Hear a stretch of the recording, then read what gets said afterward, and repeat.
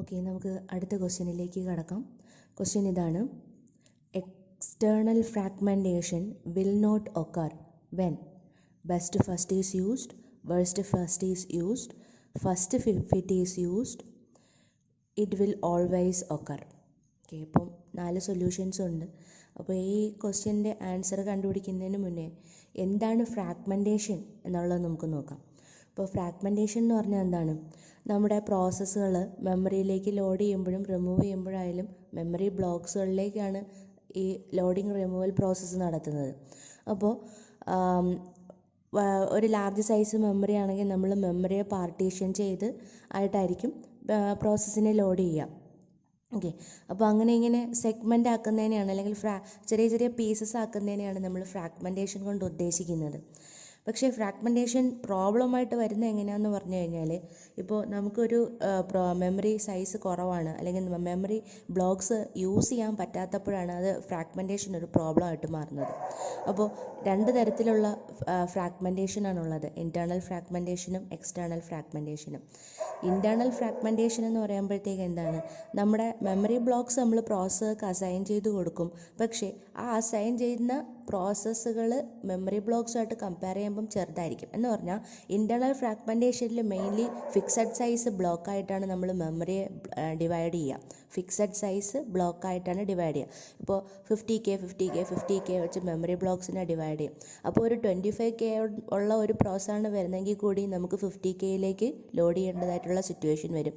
അപ്പോൾ ബാക്കിയുള്ള ആ അത്രയും മെമ്മറി അൺയൂസ്ഡ് ആയിട്ട് പോകും. ഓക്കെ, അങ്ങനെ വരുമ്പോഴാണ് അത് ഇൻറ്റേർണൽ ഫ്രാഗ്മെൻറ്റേഷൻ ഉണ്ടാക്കുന്നത്. ഓക്കെ, എക്സ്റ്റേർണൽ ഫ്രാഗ്മെൻറ്റേഷൻ എന്താണെന്ന് പറഞ്ഞു കഴിഞ്ഞാൽ, നമ്മുടെ ടോട്ടൽ മെമ്മറി, ഒരു പ്രോസസ്സിന് വേണ്ടിയിട്ടുള്ള ഒരു ടോട്ടൽ മെമ്മറി സ്പേസ് ചിലപ്പോൾ അവിടെ കാണുമായിരിക്കും, പക്ഷേ അത് കണ്ടിന്യൂസ് ആയിരിക്കില്ല. ഫോർ എക്സാമ്പിൾ, മെമ്മറി ഇവിടെ ഇൻറ്റേർണൽ ഫ്രാഗ്മെൻറ്റേഷനിൽ വേരിയബിൾ സൈസ് ആയിട്ടാണ് നമ്മൾ മെമ്മറിയെ പാർട്ടീഷൻ ചെയ്യേണ്ടത്. ഇപ്പോൾ 25K, 10K, 5K അങ്ങനെ പോകും. ഇപ്പം ഇടയ്ക്ക് ചിലപ്പം കുറച്ച് സ്പേസ് ഒക്കെ ഉണ്ടാവും.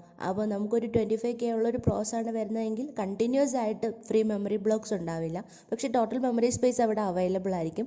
എന്നിരുന്നാൽ കൂടി നമുക്ക് ആ പ്രോസസ്സിന് ലോഡ് ചെയ്യാൻ പറ്റാതെ വരുമ്പോഴാണ് അവിടെ എക്സ്റ്റേർണൽ ഫ്രാഗ്മെൻറ്റേഷൻ ഉണ്ടാകുന്നത്.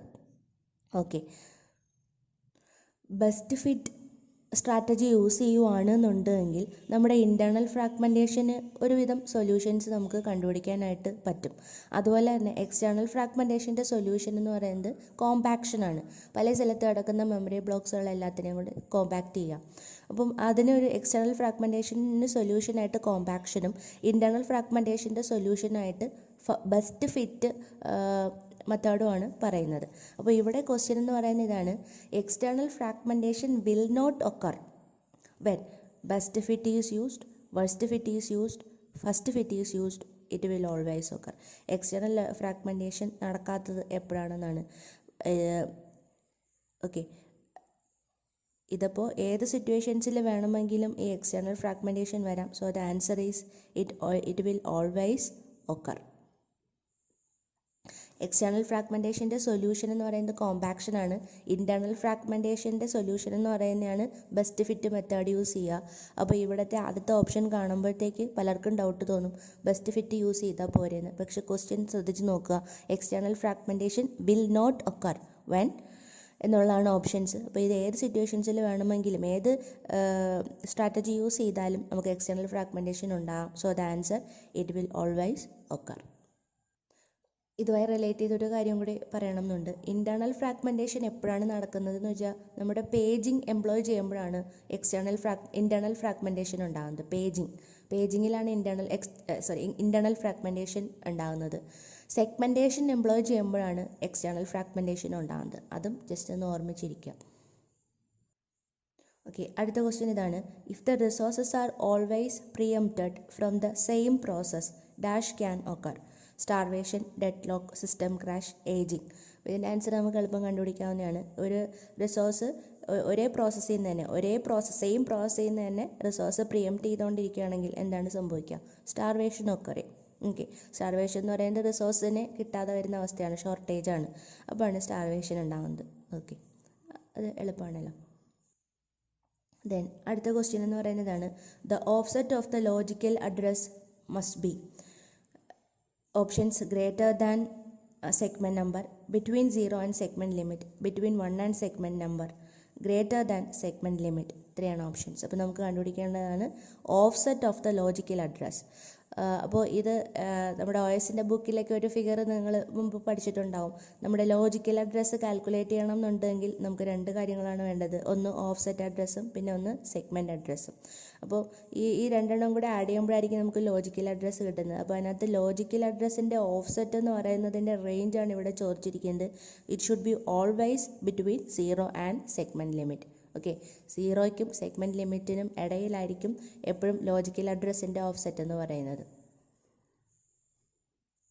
ദെൻ അടുത്ത ക്വസ്റ്റ്യൻ എന്ന് പറയുന്നതാണ് bit used for trapping illegal addresses, access, protection, error, valid, invalid bit. ഇത്രയും തന്നിട്ടുണ്ട്. നമ്മുടെ ക്വസ്റ്റ്യൻ ഇങ്ങനെയാണ്: bit used for trapping illegal address. Illegal അഡ്രസ്സിനെ ട്രാപ്പ് ചെയ്യാൻ വേണ്ടിയിട്ട് നമ്മൾ സെറ്റ് ചെയ്യുന്ന ബിറ്റ് ഏതാണെന്നാണ്. Access, protection, error, valid, invalid. Answer എന്ന് പറയുന്നത് വാലിഡ്, ഇൻവാലിഡ് ബിറ്റാണ്. ഈ പ്രൊട്ടക്ഷൻ എന്ന് പറഞ്ഞിട്ടുള്ള OSൻ്റെ നമ്മുടെ ബുക്ക് പോർഷനിൽ നല്ലപോലെ തന്നെ എഴുതിയിട്ടുണ്ട്. ഈ ഒരു സെൻറ്റൻസ് തന്നെ റിപ്പീറ്റ് ചെയ്തിട്ട് തന്നെയാണ് ടെക്സ്റ്റിൽ എഴുതിയിരിക്കുന്നത്. Valid, invalid bit is used for trapping illegal address. പിന്നെ ഇതിനകത്തുള്ള ബാക്കി ഓപ്ഷൻസ് നമുക്ക് ചിലത് പ്രൊട്ടക്ഷൻ ബിറ്റ്സ് കാണുമ്പോൾ അതാണോ എന്ന് തോന്നും. പ്രൊട്ടക്ഷൻ ബിറ്റ് എന്ന് പറയുന്നത് എപ്പോഴും ശ്രദ്ധിക്കുക, പ്രൊട്ടക്ഷൻ ബിറ്റ്സ് യൂസ് ചെയ്യുന്നത് ഇവിടെ എഴുതിയിട്ടുണ്ട് ഞാൻ. Protection bits are checked to verify that no rights are being made to read only pages. Okay, അപ്പോൾ ഇതും ഈ പ്രൊട്ടക്ഷൻ ബിറ്റും വാലിഡ്, ഇൻവാലിഡ് ബിറ്റുമായിട്ട് കൺഫ്യൂസ്ഡ് ആവരുത്. നമ്മുടെ റീഡ് ഓൺലി പേജിൽ റൈറ്റ് ഒന്നും നടന്നിട്ടില്ല എന്ന് വെരിഫൈ ചെയ്യാൻ വേണ്ടിയിട്ട് നമ്മൾ ചെക്ക് ചെയ്യാനായിട്ട് യൂസ് ചെയ്യുന്ന ബിറ്റാണ് പ്രൊട്ടക്ഷൻ ബിറ്റ് എന്ന് പറയുന്നത്. ഓക്കെ, റീഡ് ഓൺലി പേജാണ്. റീഡ് ഓൺലി പേജിൽ റൈറ്റ് ഒന്നും നടന്നിട്ടില്ല എന്ന് വെരിഫൈ ചെയ്യാനായിട്ട് യൂസ് ചെയ്യുന്ന ബിറ്റാണ് പ്രൊട്ടക്ഷൻ ബിറ്റ് എന്ന് പറയുന്നത്. ഓക്കെ, വാലിഡ്, ഇൻവാലിഡ് ബിറ്റ് എപ്പോഴും ഇല്ലീഗൽ അഡ്രസ്സിനെ ട്രാപ്പ് ചെയ്യാൻ വേണ്ടിയിട്ടായിരിക്കും യൂസ് ചെയ്യുക. ഓക്കെ, ദെൻ വാലിഡ് ബിറ്റ് എന്താണ്, ഇൻവാലിഡ് ബിറ്റ് എന്താണെന്നും കൂടെ ജസ്റ്റ് നോക്കാം. ഇപ്പോൾ നമ്മുടെ വാലിഡ് ബിറ്റ് ആണ് സെറ്റ് ചെയ്തിരിക്കുന്നതെങ്കിൽ അതിൻ്റെ മീനിങ് ഇതേ ഉള്ളൂ: the associated page in the processes logical address space. Okay, അങ്ങനെയാണെങ്കിൽ അത് ലീഗൽ പേജ് ആയിരിക്കും. ഓക്കെ, ലീഗൽ പേജാണോ ഇല്ലീഗൽ പേജാണോ നോക്കണം. അപ്പോൾ ലീഗൽ പേജ് ആണെങ്കിൽ വാലിഡ് ബിറ്റ് സെറ്റ് ആയിരിക്കും, otherwise it is set as an invalid bit. അപ്പോൾ ലോജിക്കൽ അഡ്രസ് സ്പേസിൽ തന്നെ പ്രോസസ് ഉണ്ടെങ്കിൽ it should B valid, otherwise it is invalid. പിന്നെ ബാക്കിയുള്ള ഓപ്ഷൻസ് ആക്സസും എററും ഒക്കെയാണ്. അപ്പം അങ്ങനത്തെ ബിറ്റുകളൊന്നും തന്നെ നമ്മൾ ഇതിനകത്ത് പഠിക്കുന്നില്ലല്ലോ. പിന്നെ അത് കൺഫ്യൂസ്ഡ് ആവാൻ ചാൻസ് ഉള്ളത് പ്രൊട്ടക്ഷൻ ബിറ്റുമായിട്ടാണ്, അത് ഓർമ്മിച്ചിരിക്കുക. ദെൻ അടുത്ത ക്വസ്റ്റ്യൻ എന്ന് പറയുന്നതാണ് object modules generated by the assembler that contain unresolved external references are resolved by. Options: operating system, loader, linker, compiler. ഇതിൻ്റെ ആൻസർ എന്ന് പറയുന്നത് ലിങ്കറാണ്. അപ്പോൾ നമുക്കറിയാം ഇവിടുത്തെ ക്വസ്റ്റ്യനിൽ പറയുന്നുണ്ട് എന്താണ്, അസംബ്ലറാണ് സംഭവം. അസംബ്ലറിൽ അൺറിസോൾവ്ഡ് എക്സ്റ്റേണൽ റെഫറൻസ് റിസോൾവ് ചെയ്യുന്നത് എവിടെയാണ്? ഓപ്പറേറ്റിംഗ് സിസ്റ്റം അല്ല എന്തായാലും റിസോൾവ് ചെയ്യുന്നത്. ലോഡർ ചെയ്യുന്നത് ആക്ച്വൽ പ്രോഗ്രാം എന്താണോ അത് ലോഡ് ചെയ്യൽ പ്രോസസ്സാണ്. അപ്പോൾ ലിങ്കറാണ് ഈ എക്സ്റ്റേണൽ റെഫറൻസുകളെ എല്ലാം റിസോൾവ് ചെയ്ത് വരുന്നത്. അപ്പോൾ ആൻസർ എന്ന് പറയുന്നത് എന്താണ്, ലിങ്കറാണ്. ഓക്കെ, The next question എന്ന് പറയുന്നത് special software that is used to create a job queue is called dash. Loader, spooler, linker, linkage editor.